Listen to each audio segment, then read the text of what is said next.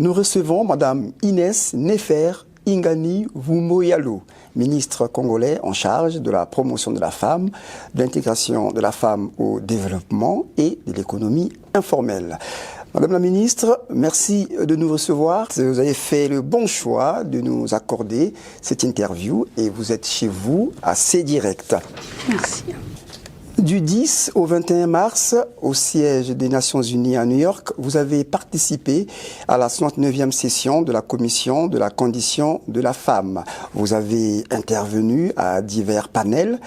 Et si vous devriez dresser un bilan de ce séjour, que diriez-vous ? La République du Congo a été justement à cette réunion annuelle des ministres du genre du monde pour présenter simplement les progrès réalisés dans le cadre de la mise en œuvre de l'action de Beijing, tel que le statut multiforme de la femme au niveau de la République du Congo. Et ensuite, les efforts que nous avons faits pour que la femme puisse avoir accès facilement aux finances, etc. Madame la ministre, vous militez pour l'autonomisation de la femme. C'est un véritable combat. C'est un combat, oui, qu'on mène pour être entreprenante et autonome. L'autonomisation de la femme se fait d'abord par la volonté de la femme elle-même. La femme ne peut pas être autonome si elle est violentée. Il faut lutter pour que les femmes aient accès au financement pour leurs activités génératrices de revenus.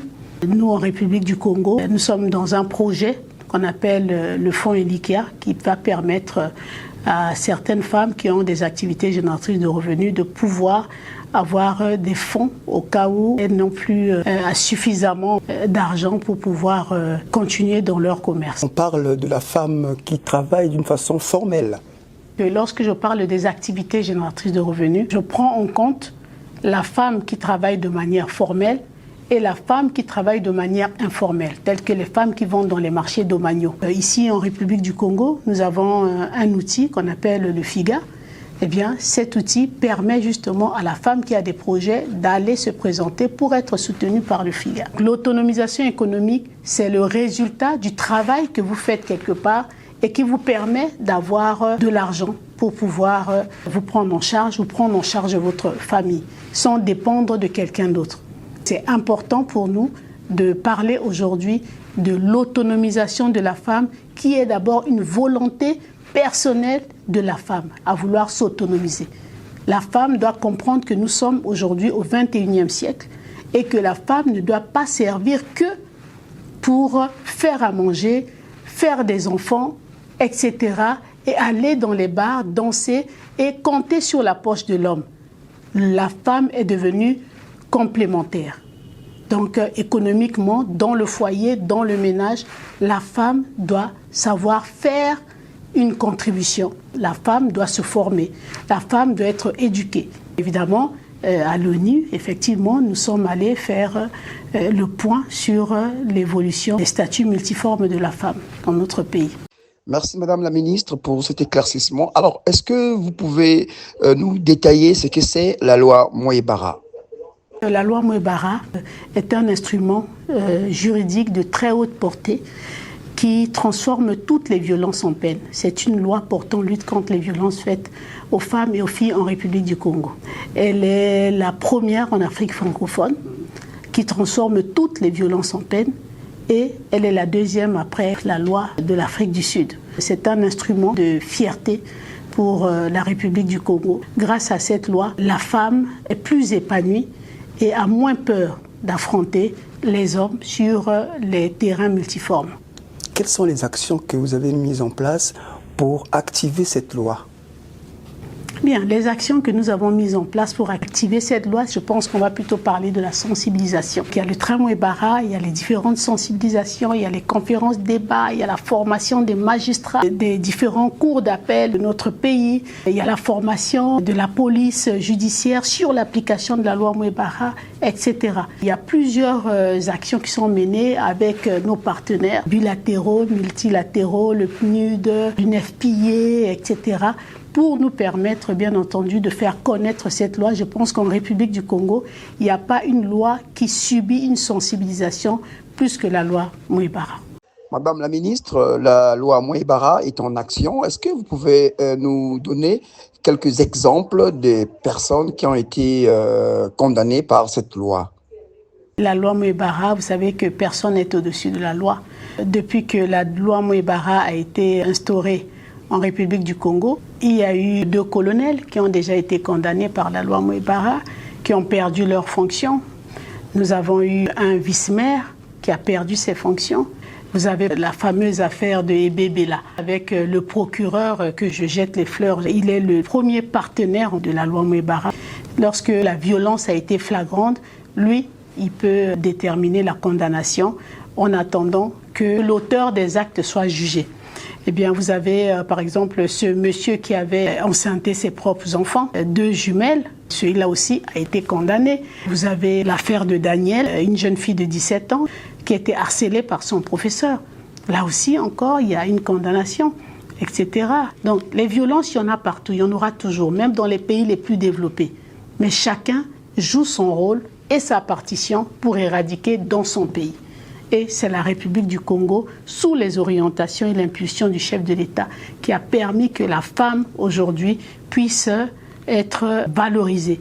Je vais vous donner un exemple ici. Au niveau de l'article 59, il est écrit « Toute condamnation pour violence conjugale ou domestique pourra être assortie de l'interdiction d'exercer tout ou partie des droits civiques, civils et de famille suivants. Le vote, l'éligibilité, d'être appelé ou nommé aux fonctions de juré ou autres fonctions publiques, aux emplois de l'administration ou de les exercer, au port d'armes. » C'est pourquoi je vous ai dit tout à l'heure que lorsque le colonel a été condamné, il a été viré de ses fonctions.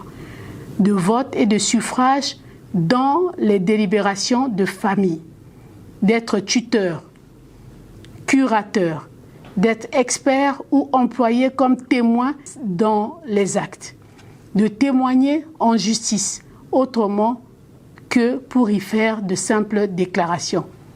Le coupable, s'il est de nationalité étrangère, peut être condamné à une interdiction d'entrée et de séjour en territoire national pendant 20 ans à compter de la prescription de la peine encourue.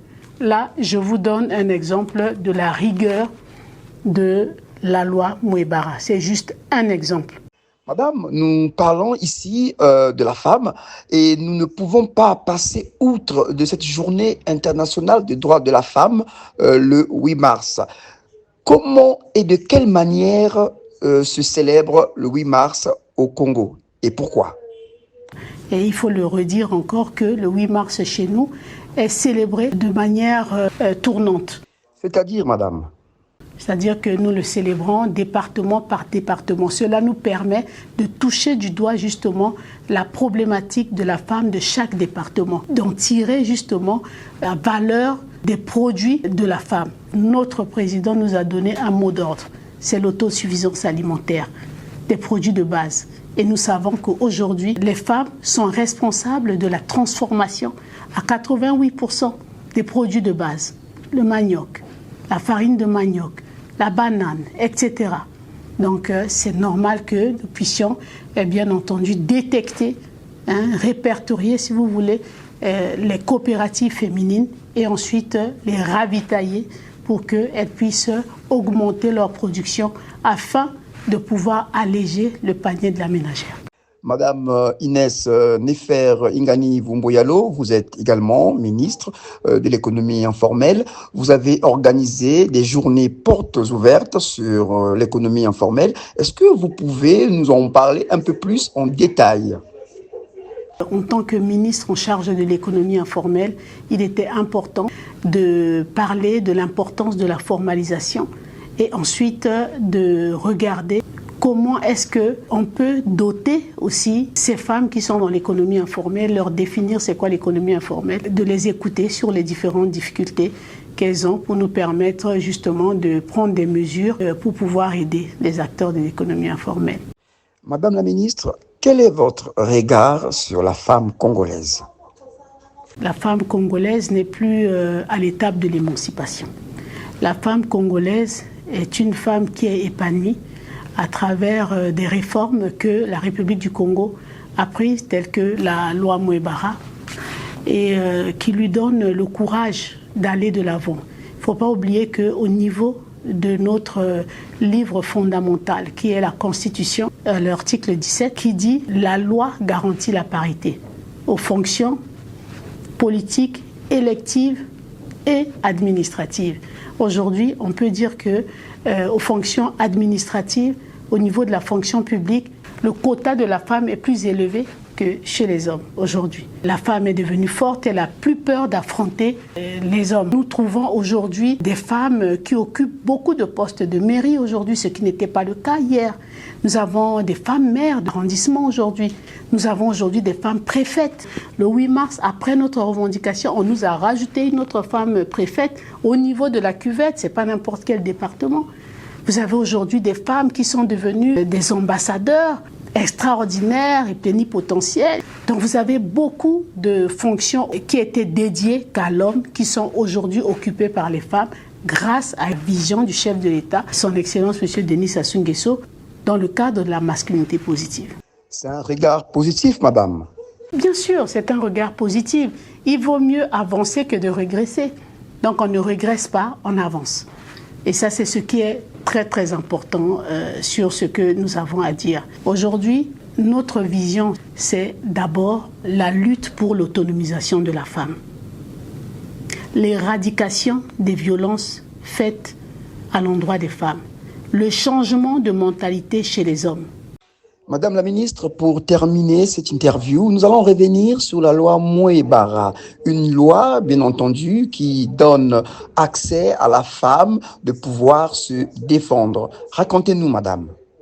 La loi Mouebara, qui à son article 30 a demandé que les établissements de prise en charge holistique soient construits au niveau de la République du Congo. Grâce à la masculinité positive du président Denis Sassou Nguesso, eh bien, nous avons eu l'octroi d'un terrain de 2 hectares. Cette année, on a alimenté la ligne budgétaire justement pour la construction de ce centre de 2 milliards en investissement pour nous permettre de commencer justement la construction de ce centre qui est un centre de prise en charge holistique. Ça veut dire que toutes les femmes et filles victimes de violences en République du Congo auront droit à une prise en charge gratuite. Dans ce centre, justement, nous avons plusieurs plateaux.